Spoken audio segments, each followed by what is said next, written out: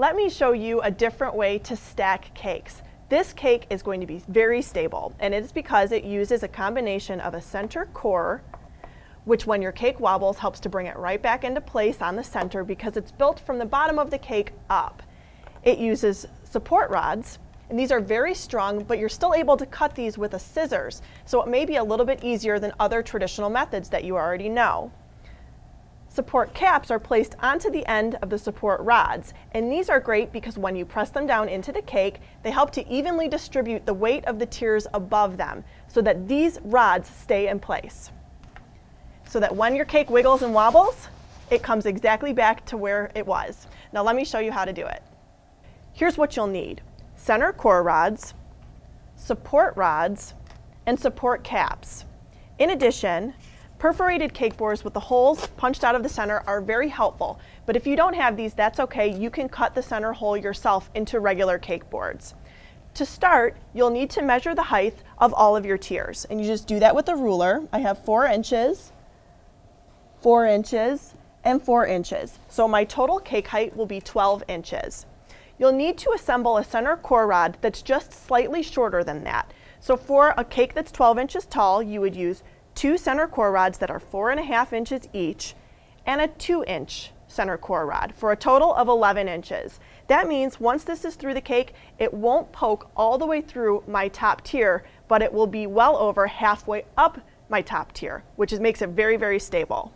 To determine the number of support straws you need, divide the diameter of your cakes in half. For example, an 8-inch tier would need 4 straws, a 10-inch tier would need 5, a 12-inch tier would need 6, and so on and so forth. Build your cakes onto perforated cake boards of the same size. So an 8-inch cake tier would go onto an 8-inch board, and you would fill it and ice it either with buttercream or fondant, however you'd like. Now you take the cake board of the cake of the same size that's going on top of it and center it on your bottom tier and press very lightly to imprint. On fondant, you'll have to press a little bit harder than you would on buttercream, but we're just looking to leave a very small imprint so we know exactly where our center rod's going to go. Because I have a fondant cake here, I want to make it easy for my center core rods to go through, so I'm just going to take a small paring knife and cut away the fondant inside of the perforation, just a little dot like that, so that my center core rod can go down very smoothly and easily without messing up my fondant on top. And then you remove this, and you have a nice little imprint, and that's going to guide where we put our support rods. To measure your support rods, press them to the side of the cake and imprint them about 1/16 of an inch below the top of the cake. And then you'll cut them, and the reason that we do them 1/16 of an inch below the cake is so that when we attach our support cap, the cap itself will sit flush with the top of the cake. When you've got all of your support straws cut, attach support caps to the top of each and then place them along the imprint 1 1/2 inches inside the imprint at regular intervals. Press them all the way down into the cake so that the top of the cap sits flush with the top of the cake.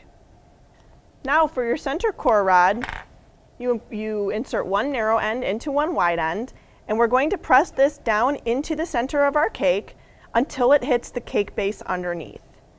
So it's nice and secure. Now you're going to repeat your support straws and support caps for the remaining tiers, but keep in mind your top tier, because it doesn't have to support any weight on top of it, it does not get support straws.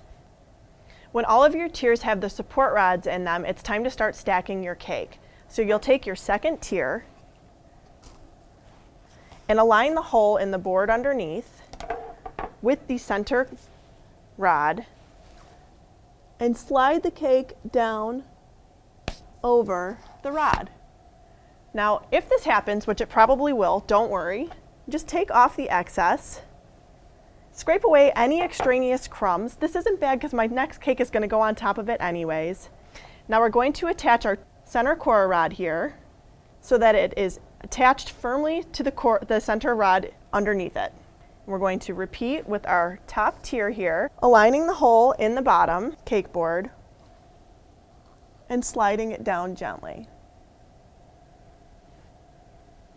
So as you can see, our center core rod is nicely hidden inside of our cake. It doesn't come out the top, but it makes the cake super stable and very sturdy and very easy to transport no matter how far you have to go. For more information, visit wilton.com.